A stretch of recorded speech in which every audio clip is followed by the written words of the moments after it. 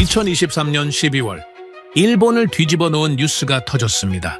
일본 물류업계 1위 기업 NX익스프레스가 자국 정부의 방침을 거스르는 결정을 내린 겁니다. 일본 전국 지방항 30개 거점과 부산항을 잇는 정식 해상 운송 서비스를 개시했죠.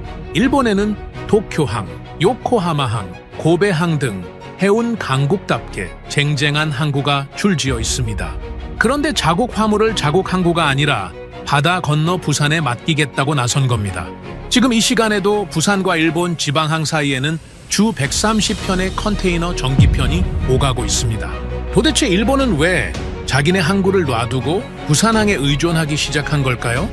영상 끝까지 보시면 일본의 위기가 어떻게 부산의 무기가 됐는지 그 진짜 그림을 마주하시게 될 겁니다. 2024년 4월 일본 전역에서 하나의 법이 시행됩니다. 트럭 운전사의 연간 시간 외 근무를 960시간으로 제한하는 법이었죠. 취지는 좋았습니다. 일본의 트럭 운전사들은 오랫동안 혹사당해 왔습니다. 새벽에 출발해서 한밤중에야 짐을 내리고 한 달에 쉬는 날이 손가락으로 꼽을 정도였죠. 정부가 나서서 근무 시간에 칼을 그은 겁니다. 이제 그만 쉬게 하겠다. 누가 들어도 반대할 이유가 없는 법이었습니다. 그런데 이 법이 일본 물류의 숨통을 조여버렸습니다. 원인은 단순했습니다. 운전사가 이미 모자랐습니다. 일본의 젊은 세대는 트럭 운전대를 잡으려 하지 않았죠. 고령화는 빠르게 진행되고 현직 운전사들은 해마다 은퇴하고 있었습니다. 들어오는 사람은 없고 나가는 사람만 느는 구조. 거기에 근무시간 상한까지 얹혔습니다. 한 사람이 하루에 나를 수 있는 짐의 총량이 확 줄어든 겁니다. 일본 정부의 자체 추산이 나왔습니다. 법 시행 즉시 14%의 육상 운송 능력 소멸. 2030년에는 34%가 사라집니다. 34%. 감이 잘 안 오실 수 있습니다. 이렇게 생각해 보시죠. 일본 전체 화물을 3개로 나눠 보십시오. 그중 하나는 실을 트럭을 찾지 못합니다. 공장 창고에 물건은 쌓이는데 실어 나를 차가 없는 겁니다. 6년 뒤에 일본입니다. 도요타 부품이 공장 앞에서 멈춰 섭니다. 편의점 선반이 비기 시작합니다. 택배가 일주일 넘게 걸립니다. 물류가 멈추면 일상이 멈추는 겁니다. 일본에서는 이걸 2024년 문제라고 부릅니다. 트럭이 안 되면 다른 길을 찾아야 합니다. 남은 선택지, 바다였습니다.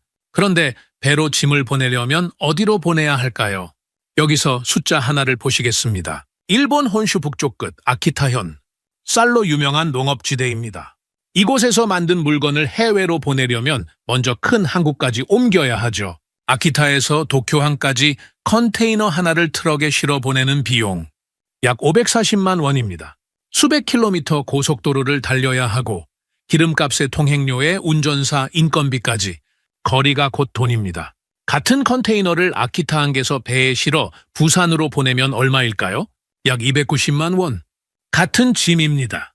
같은 크기, 같은 무게의 컨테이너인데 가격이 절반으로 떨어집니다. 이건 정부가 보조금 몇 푼 얹어준다고 메울 수 있는 차이가 아닙니다.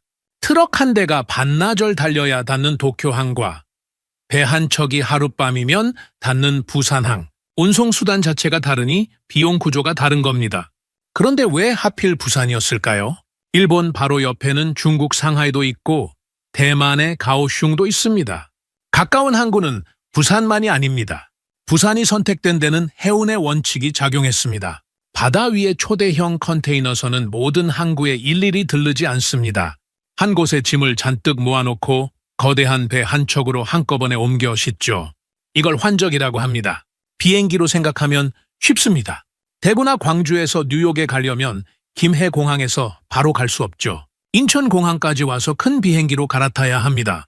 바다 위에서 그 인천공항 역할을 하는 곳, 부산입니다. 인천공항이 아시아 항공의 허브인 것처럼 부산항은 아시아 해운의 허브입니다. 전 세계 150개국, 500개 이상의 항구와 직접 연결돼 있죠. 매일 수십 척의 대형 컨테이너선이 부산을 거쳐갑니다. 이 연결망이 어느 정도인지 구체적으로 보겠습니다. GM이 소속된 프리미어 얼라이언스. 이 동맹 하나만으로도 부산에서 출발하는 북미 노선이 10개입니다.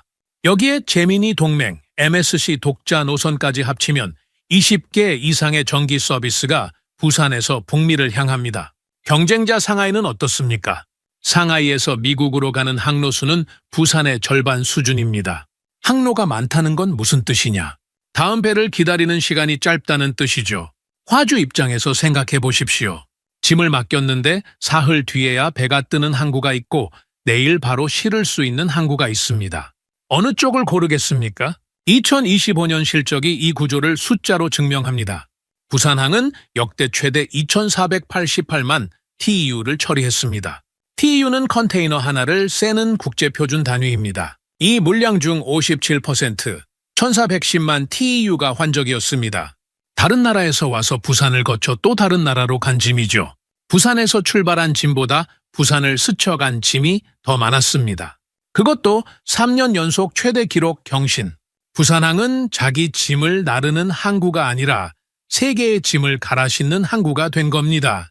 이제 그림이 보이실 겁니다.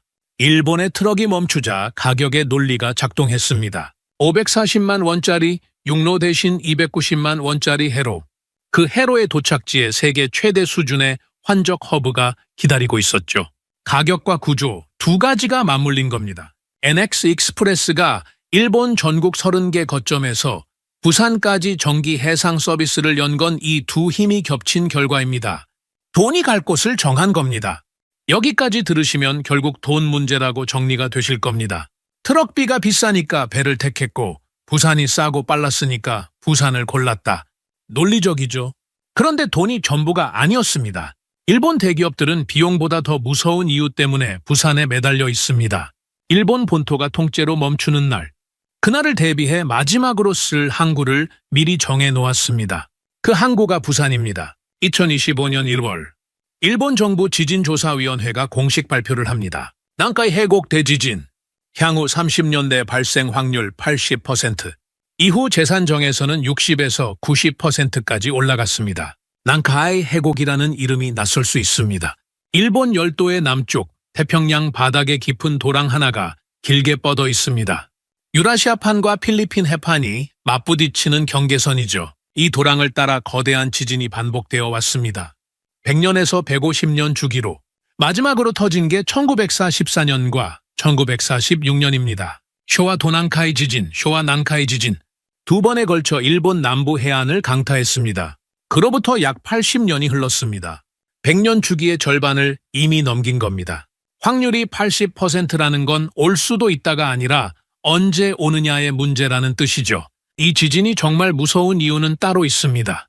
진앙 예상구역 위에 일본의 항구 5개가 올라가 있습니다. 도쿄항, 요코하마항, 나고야항, 오사카항, 고베항.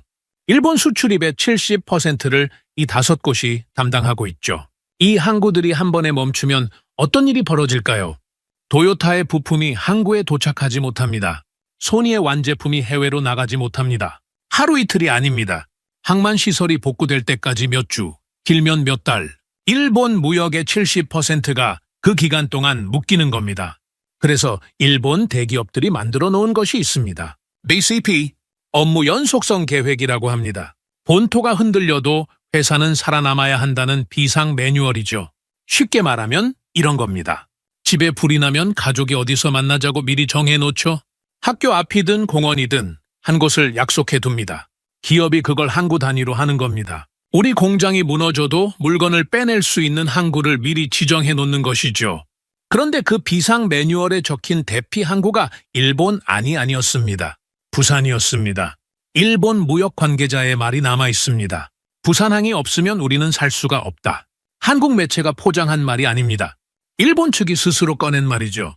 자국의 주요 항구 5곳이 동시에 멈추는 상황에서 화물이 빠져나갈 수 있는 허브. 그 허브가 바다 건너 부산이라는 뜻입니다. 이 말이 빈말이 아니라는 증거가 있습니다. 2025년 6월, NX 익스프레스가 비상 대비용으로만 쓰던 부산 연결망을 정식 상용 서비스로 전환했습니다. 일본 전국 2130개 거점, 1050가의 창고, 이 네트워크를 부산 하나에 연결한 겁니다. 비상용 백업이 일상 서비스가 된 겁니다. 만약에를 대비하던 항구가 매일 쓰는 항구로 바뀐 겁니다. 여기서 한 가지 황당한 이야기를 보겠습니다. 일본 지방 정부들이 자기 지역 항구를 살리려고 화주에게 보조금을 줬습니다. 제발 우리 항구 좀 써달라. 취지는 이해가 됩니다. 지방 항구가 죽으면 항만 노동자가 일자리를 잃고 배후 도시 경제가 무너지니까요. 그런데 화주들은 그 보조금을 어디에 썼을까요? 부산행 뱃삭을 깎는 데 썼습니다. 일본 지방정부가 자기 항구 살리라고 준 돈이 부산항을 키우는 데 쓰인 겁니다. 일본 납세자의 세금이 부산으로 흘러 들어간 셈이죠. 보조금의 역설입니다. 일본 중앙정부도 가만히 있지 않았습니다. 비공개 자리에서 부산을 경유하면 화물 지연이나 분실 위험이 크다는 부정적 정보를 유포했죠. 근거 없는 소문으로 화주를 겁주려 한 겁니다. 하지만 부산항의 항만 효율성은 세계 최상위 수준입니다. 실적 앞에서 소문은 힘을 잃었습니다. 그러는 사이 일본 자본까지 부산에 들어왔습니다. 일본 미쓰이 창고가 482억 원을 투자해 부산에 커피 생두 가공 복합 물류센터를 짓기 시작했습니다. 부산 고도 제한이 40m에서 60m로 완화되자 바로 움직인 겁니다. 현재 한국 커피 수입의 10%를 이 센터에서 처리하고 있습니다. 목표는 50%까지 확대, 화물만 오는 게 아니라 가공 공장까지 따라온 겁니다. 2026년에는 국제 해운에서 결정적인 사건이 터집니다. 프리미어 얼라이언스가 아시아에서 유럽으로 가는 노선에서 일본 기항을 제외했습니다. 세계적인 해운 동맹이 일본 항구를 건너뛰기로 결정한 겁니다. 부산항만공사는 이 틈을 놓치지 않았습니다. 즉시 일본 니이가타와 하치노헤의 나라가 세미나를 열었죠. 부산으로 보내시면 물류비 30% 절감됩니다. 돌이켜보면 이렇습니다. 일본 정부가 보조금으로 막았습니다. 화주들은 그 돈으로 부산 행표를 끊었습니다. 흑색 선전으로 막았습니다. 실적 앞에서 무너졌습니다. 해운 동맹이 일본을 빼자 부산이 직접 일본에 찾아갔습니다. 결국 일본 물류업계 1위 기업이 스스로 부산 서비스를 열었죠. 시장 앞에서는 애국심도 소용이 없었습니다. 여기까지 들으시면 부산이 이긴 것 같습니다. 일본을 끌어당기고 돈도 자본도 흘러들어왔으니까요. 그런데 지금 부산이 잡고 있는 건 기존 바닷길 위의 우위입니다. 그 바닷길 자체가 바뀌고 있다면요? 얼음 밑으로 새 길이 열리고 있는데 그 길 위에 한국배는 한 척도 없습니다. 지금 세계 바닷길이 심상치 않습니다. 홍해에서는 후티 반군의 미사일 공격 때문에 컨테이너선이 우회하고 있습니다. 수에즈 운하를 통과하던 유럽행 화물이 아프리카를 돌아가야 하는 상황이죠. 파나마 운하도 마찬가지입니다. 수년째 이어진 가뭄으로 수위가 낮아져 통과할 수 있는 선박수가 제한되고 있습니다. 100년 넘게 세계 무역을 떠받쳐 온 두 개의 길이 동시에 흔들리고 있는 겁니다. 그런데 그 사이 지구 꼭대기에서 새로운 길이 열리고 있습니다. 북극입니다. 부산에서 유럽 로테르담까지 기존 항로로 가면 약 40일이 걸립니다. 수에즈 운하를 지나 지중해를 건너는 경로죠. 같은 구간을 북극 항로로 가면 약 20일, 딱 절반입니다. 한 달 반 걸리던 길이 보름으로 줄어드는 겁니다. 시간만 줄어드는 게 아닙니다. 항해 거리가 짧아지니 연료비도 30% 가까이 절감됩니다. 시간과 돈, 해운에서 가장 중요한 두 가지가 동시에 줄어드는 항로. 안 쓸 이유가 없습니다. 실제로 배들이 다니기 시작했습니다. 2025년 한 해 동안 북극 항로를 통과한 선박이 103척. 이 가운데 컨테이너선만 15척으로 전년 대비 36% 증가했습니다. 중국 컨테이너선 한 척은 중국에서 영국까지 20일 만에 주파했죠. 그러면 이 새 길 위의 주인공은 누구일까요? 북극 바다는 얼음이 떠다닙니다. 일반 화물선은 들어갈 수 없죠. 얼음을 깨며 앞서가는 배가 있어야 합니다. 쇠빙선입니다. 레오시아. 45척 이상의 쇠빙선을 보유하고 있습니다. 이 가운데 원자력 쇠빙선만 8척. 중국도 3척에서 4척을 확보했습니다. 한국의 상업용 쇠빙선 0척입니다. 러시아 45척, 한국 0척. 새 고속도로가 뚫렸는데 우리만 차가 없는 겁니다.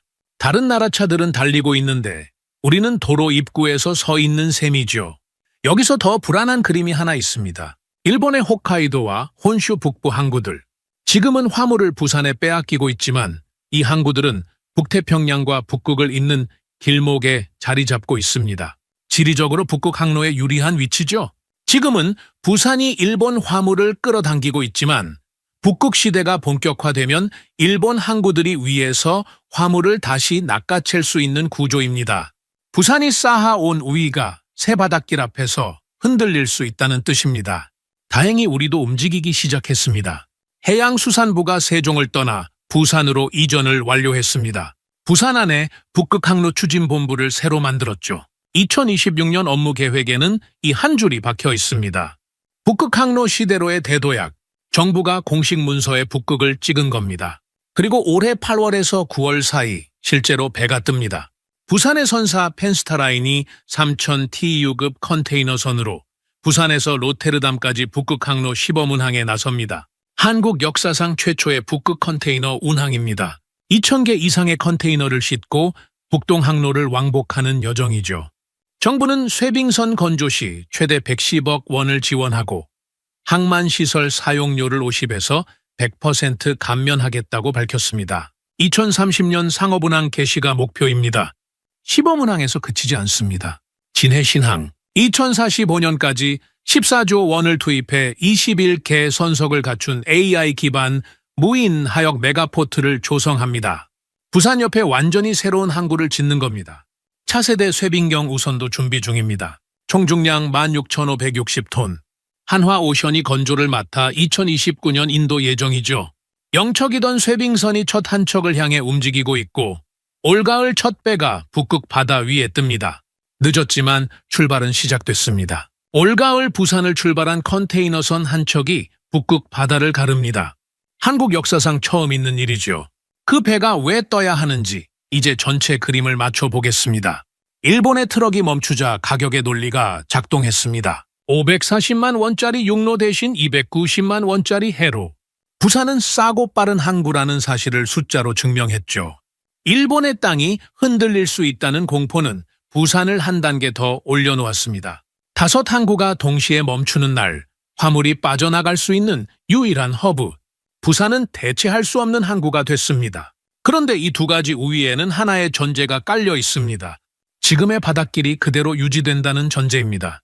수에즈를 지나 말라카를 거치는 지금의 해상 루트 위에서 부산은 동북아시아의 중심에 있습니다. 일본 화물이 부산을 거쳐 유럽으로 북미로 나가는 건 이 루트 위의 이야기죠. 하지만 북극 항로가 열리는 순간 이 전제가 바뀝니다. 유럽으로 가는 가장 빠른 길이 남쪽이 아니라 북쪽이 되면 허브의 위치도 북쪽으로 올라갑니다. 부산이 쌓아온 모든 우위는 새로운 전제 위에서 다시 증명되어야 합니다. 이걸 모를 리 없죠. 2026년 1월 부산 관격시장이 지구 반대편으로 날아갔습니다. 미국 알래스카 놈 북극해로 나가는 관문에 위치한 작은 항구 도시입니다. 이곳에서 북극 심해항 개발 예정지를 직접 시찰했습니다. 부산에서 알래스카까지 뛰어간 겁니다. 왜 거기까지 갔을까요? 북극 항로가 열리면 알래스카는 태평양과 북극해를 잇는 교차점이 됩니다. 그 교차점에 부산의 이름을 먼저 걸어두겠다는 뜻이죠. 지금의 부산이 남쪽 바닷길의 허브라면 다음 부산은 북쪽 바닷길까지 잡아야 합니다. 일본의 위기가 부산의 무기를 만들었습니다. 트럭이 멈추자 부산의 가격이 빛났고 지진이 두려워지자 부산의 위치가 빛났죠. 하지만 그 무기로 다음 판까지 싸울 수는 없습니다. 다음 무기는 얼음 위에서 만들어야 합니다. 돌이켜보면 이 이야기는 하나의 질문에서 시작했습니다. 일본은 왜 자기 항구를 놔두고 부산행 배를 띄웠는가? 답은 3겹이었습니다. 첫째는 돈이었습니다. 트럭이 멈추자 바다가 열렸고 부산이 절반 값이었습니다. 둘째는 생존이었습니다. 언제 올지 모르는 대지진 앞에서 부산은 마지막 대피 항구였습니다. 그리고 셋째, 그 바닷길 자체가 바뀌고 있다는 것이었습니다. 여러분이 청춘이던 시절 부산항은 작은 무역항이었습니다. 연안 화물을 나르고 원양어선이 드나들던 곳이었죠. 그 부산이 지금 일본을 끌어당기고 있습니다. 일본일 위이 기업이 스스로 30개 거점을 부산에 연결했고 일본 자본이 공장을 짓고 일본 정부가 막으려 해도 막지 못한 항구가 됐습니다. 그리고 올가을 그 부산에서 얼음바다 위의 첫 항해가 시작됩니다. 우리가 살아온 시간이 만들어낸 결과입니다. 그리고 다음 세대에게 물려줄 이야기이기도 하죠. 부산이 북극시대의 주인공이 될 수 있을까요? 그 답은 아직 바다 위에 있습니다. 이 이야기가 의미 있으셨다면 구독과 좋아요 부탁드립니다.